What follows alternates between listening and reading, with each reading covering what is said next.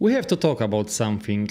I think today will be a really interesting episode. I would like to talk about one of the biggest enemies which you have if you want to grow your software career, if you want to get into IT industry generally. I think ego is one of the biggest enemies, and I know about that because I was fighting with this problem also for myself. So let me talk about this.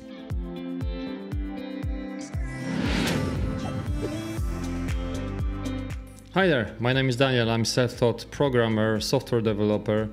I'm working normally in TypeScript ecosystem, and on this channel I'm trying to show you tools, tips and strategies how you can develop your career in IT, how you can get your first job in IT.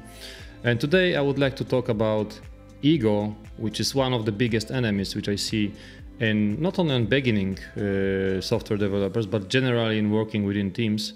But to start talking about ego, I would like to say, like, what is ego for me in software development? Yes, so for me, ego is over attachment to my own solutions, my own code, and it can be the same for you. If you're treating your code, your solution which you're proposing in PR, or you are trying to show it to your team as a battlefield to prove that you are correct, it's totally wrong approach. And if you connect it too much with your solution, this can destroy all teamwork. And to bring up this problem closely, let's talk about situation which I already had in my career. So somebody is proposing solution and he is insisting that his solution, she is insisting that her solution is the only way.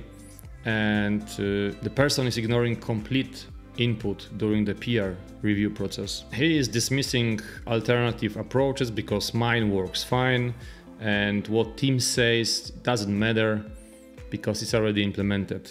And that kind of solution fixation, which I will call here, it can provide like team blindness for better type of solutions. Yeah, so if one person is totally connected with his own solution for a given problem, the whole team is not growing up. The matter of software development in team, working in team, is like this collaborative cooperation. One head is less than 5 heads, and 5 people could come up with much better solution than only one person. And I had the same problem at the beginning of my career because I was self-taught developer. So I was not used to ping-ponging my solutions with other people. Yeah. So whenever I get critic, whenever I get like my solution was dismissed, I was upset, I was sad, I was angry, and my imposter syndrome was telling me, hey, you are stupid, you cannot make good code, you cannot provide good solutions, which was obviously wrong. And there are few consequences which are really hidden at the beginning if ego is taking charge within any software development team, and I would like to point them out right now. First of them is like project is getting to be much slower because of the endless debates about solution, about the best approach and stuff like that. And because of those endless debates, like team members are feeling also like wrong, the morale going down because they are not coming up with solutions. So it's normal for team to feel really bad about that. And as a result, like buggy code slips into the main. And because there was no correct collaboration between the team members, because one of the members has too big ego and was too much connected within his own solution. And one of my core beliefs in software industry is like collaboration can bring huge results, and ego is killing collaboration at all. Ego is making people resistant to change, and this is ultimately charming the product's quality and the team's cohesion at the end. And this can be one of the worst things which can happen for team if the cohesion is like getting lost. Any solution is impossible to provide in future for a given team. And developing software is from nature iterative process, and ego is killing this because it prevents us to come up with better solutions. It prevents us from iterating on our solutions because we are too much bounded to our own solution for the problem, for our own code. And where the most dangerous is lying, how the ego is coming up into developer's mind. I think there are three main reasons. One of this is like imposter syndrome, which is like bounded with our career. If you are a software developer, you know imposter syndrome is something which you have to fight every day within. But this is only one reason. I see also two more reasons which I was able to observe during my career in IT, during my cooperation with other people. One ground for having huge ego is like post successes, which are like breeding overconfidence in the people. So if someone was really successful in the past, this can bring really overconfidence in this person, and this person can bound to his own solutions too much and can be like blindly quiet and can stop listening about others' opinions. And the third ground for huge ego for people I see within the people who were working like in isolation. So they were freelancers, they were full stack freelancers before in their career.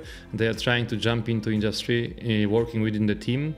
I see also huge ego in those persons because before they were not prepared to work within the team. They were taking the decisions by themselves. So they were not, now they are not able to unbound themselves with their own point of view and take a look on others' point of view.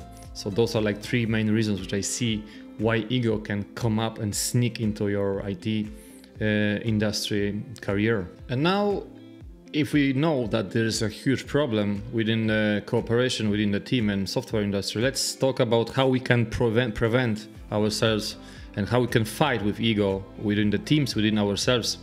So first solution which I really like, it's like code reviews, which are focused on code, not a coder. Yes. So if you're going into peer review, code review process, try to forget about who is writing the code. Keep focus only on the solution, if this is right or wrong, and point out good and bad things. And don't talk personally, just think about solution itself. Yeah.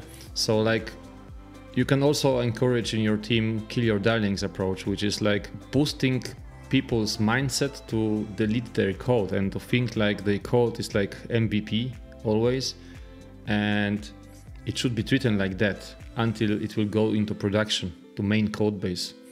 So like, you have to be willing to scrap your solution if there's any better one. By doing that, you can foster psychological safety within the team.